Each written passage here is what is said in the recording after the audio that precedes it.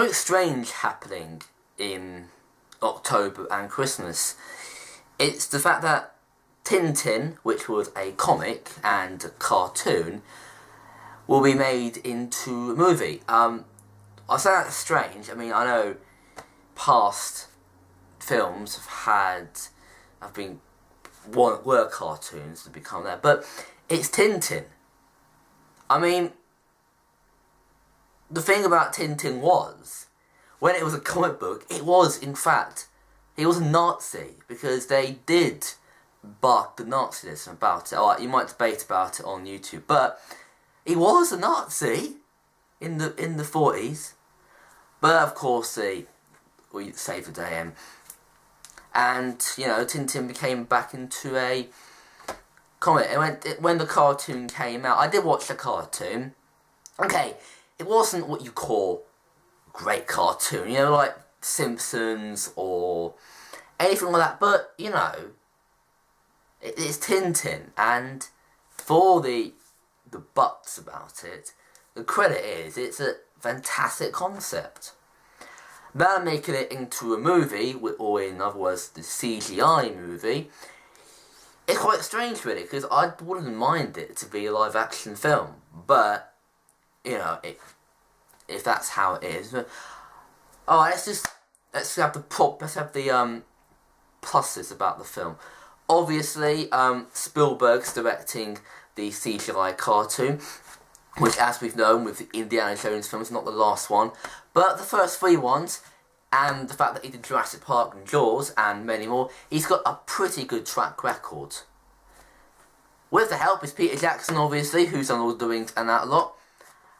Acting-wise, we've got Jamie Bell, Simon Pegg, Nick Frost, Andy Serkis and Daniel Craig. But the main thing, which is the best thing about the film, is the writers, who they've got to write Tintin. We've got Joe Cornish, who did some really rubbish comic comedy or whatever crap he did. But he's got Stephen Moffat, who wrote Doctor Who and Sherlock Holmes. And if you watch them, you would know they are brilliant. Doctor Who, in my opinion, is even better than it was. It is. And Steve Moffat is to thank for that. But the third writer, which I'm absolutely happy about, is Edgar Wright. Edgar Wright, who did Spaced, Shaun of the Dead, Hot Fuzz, and more recently, Scott Pilgrim vs. the World, have all been great. And now you've got two of the best writers, and Joe Cornish, to write the new film. But can it work together? One at a time, it does well. But can two big writers in Britain, and possibly the world, can they work together? We'll see. But here's a question for you about Tintin.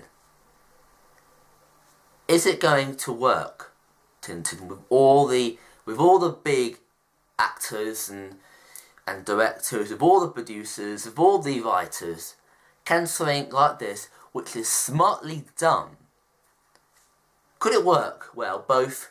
Don't mean box office, because it will work as box office. I mean, even if Michael Bay directs Tintin, it will be a box office hit. But can it be a critically good film? That's the big question. I think there are a few things that I will say. I mean, first of all, it's a CGI cartoon. I think it's stupid to make it into a CGI cartoon.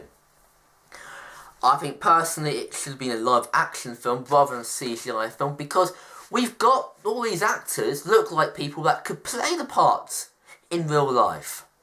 They can play them well in real life, but why CGI cartoon? But finally, my biggest pet peeve is Spielberg. Why am I criticising Spielberg?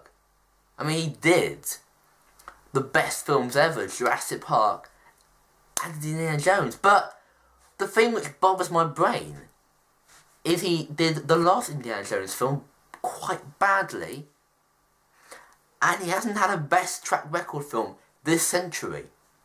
Okay, I know he did like a few early films, but recently he hasn't done well.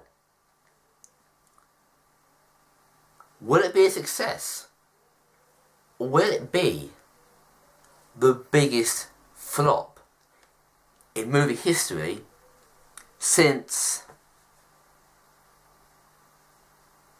Star Wars and Indiana Jones? Star Wars, I don't mean like the last 3 films, but Star Wars recently, and Indiana Jones as well.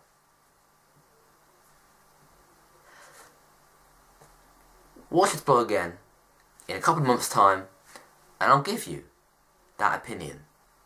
But until then, fingers crossed.